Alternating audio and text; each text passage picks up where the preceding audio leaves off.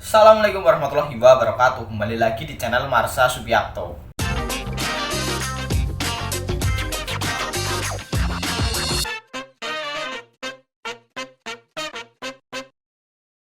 Pada kesempatan kali ini kita akan kembali membahas informasi menarik. Kali ini kembali terkait dengan seleksi P3K atau pegawai pemerintah dengan perjanjian kerja. Dan tentunya kembali berkaitan dengan P3K tenaga kesehatan. Dan sesuai dengan requestan teman-teman di kolom komentar video-video saya, bahwa teman-teman ingin saya membahas terkait dengan soal-soal seleksi P3K di tahun 2022 ini. Dan kali ini kita akan coba bahas sesuai dengan requestan teman-teman. Untuk itu, bagi yang penasaran, simak terus. Oke, bismillahirrahmanirrahim. Langsung saja kita mulai. Jadi untuk soal seleksi P3K sendiri itu sedikit berbeda dengan seleksi CPNS ya. Untuk seleksi CPNS itu akan ada SKD dan SKB. Untuk SKD-nya sendiri terdiri dari soal TWK, tes wawasan kebangsaan, kemudian TIU, tes intelijensia umum, dan TKP, tes karakteristik pribadi. Kemudian jika lolos SKD, masuk ke tahap SKB, seleksi kompetensi bidang. Untuk soal-soal SKB sendiri sesuai dengan bidang teman-teman ya. Jika teman-teman sebagai perawat ya tentunya soal-soal tentang keperawatan, bidan ya tentang kebidanan, dokter ya kedokteran dan lain sebagainya. Dan kali ini kita akan coba bahas terkait dengan soal-soal seleksi P3K. Kali ini kita mulai dengan kompetensi manajerial ya. Jadi untuk seleksi P3K sendiri ada 3 kompetensi. Di awal itu ada 3 kompetensi, yaitu kompetensi manajerial, kompetensi sosiokultural, dan kompetensi teknis. Untuk materi soal kompetensi manajerial sendiri ada 8 sub ya, atau 8 kategori.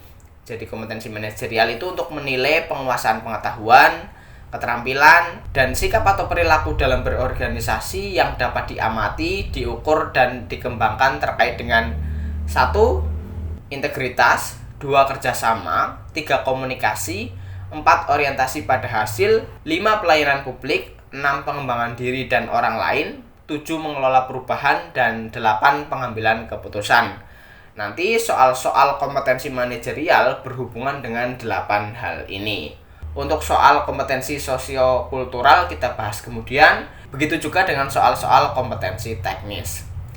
Langsung saja, soal nomor 1.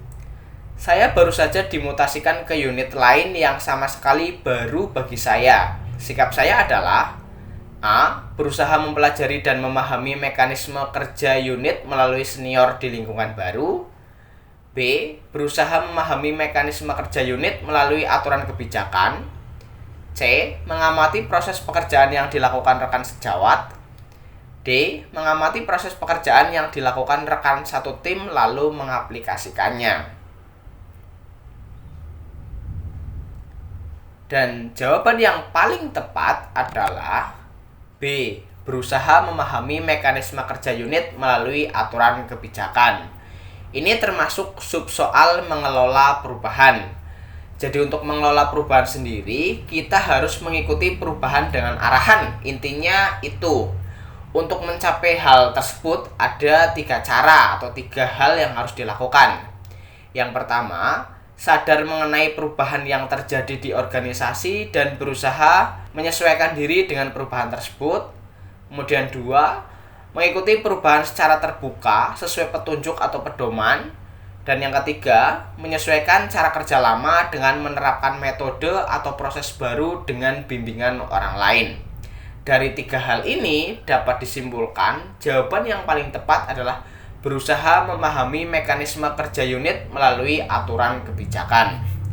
Kemudian, nomor 2,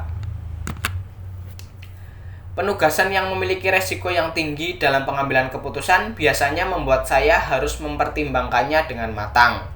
Dalam hal ini, salah satu tindakan preventif terbaik yang bisa saya lakukan adalah A. Membuat perencanaan terkait dengan pemecahan isu yang ditampung dari keseluruhan aspirasi unit-unit terkait dengan membuat komunitas tampung pendapat. B. Berkoordinasi dengan mitra kerja yang lain untuk mendapatkan output yang optimal. C. berkoordinasi dengan atasan untuk mendapatkan hasil yang optimal. D. Berkoordinasi dengan orang-orang yang berkompeten di bidangnya untuk menyelesaikannya dengan tuntas. Dan jawaban yang paling tepat adalah D. Berkoordinasi dengan orang-orang yang berkompeten di bidangnya untuk menyelesaikannya dengan tuntas. Ini termasuk subsoal pengambilan keputusan.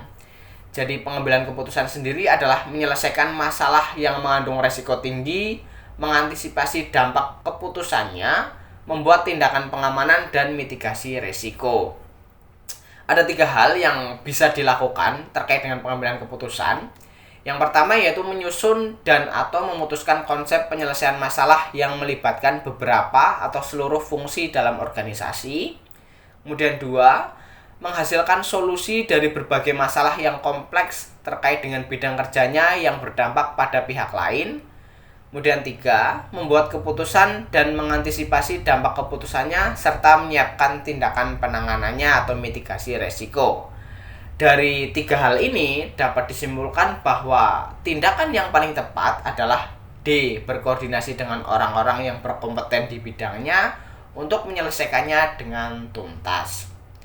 Kemudian nomor 3, Anda adalah seorang supervisor yang juga mengawasi banyak bidang, termasuk juga tentang tata cara proses pengolahan limbah yang baik. Suatu hari, Anda menemukan ide untuk mengoptimalkan proses pengolahan limbah dengan cara menambahkan tahapan proses. Namun, Anda terbentur dengan padatnya tugas supervisi di bidang lain, sehingga Anda tidak mampu optimal untuk mengembangkan ide Anda yang menurut Anda sebagai terobosan baru dalam sistem pengolahan limbah. Apa yang akan Anda lakukan?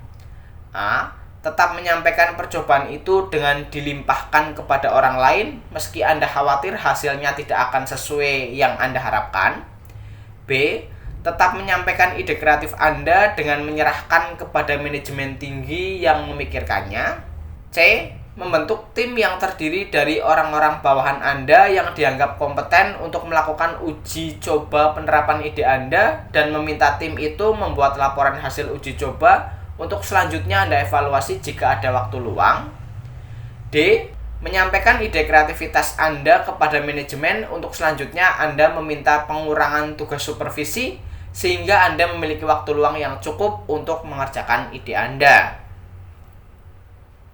Dan jawaban yang paling tepat adalah D. Menyampaikan ide kreativitas Anda kepada manajemen untuk selanjutnya Anda meminta pengurangan tugas supervisi sehingga Anda memiliki waktu luang yang cukup untuk mengerjakan ide Anda.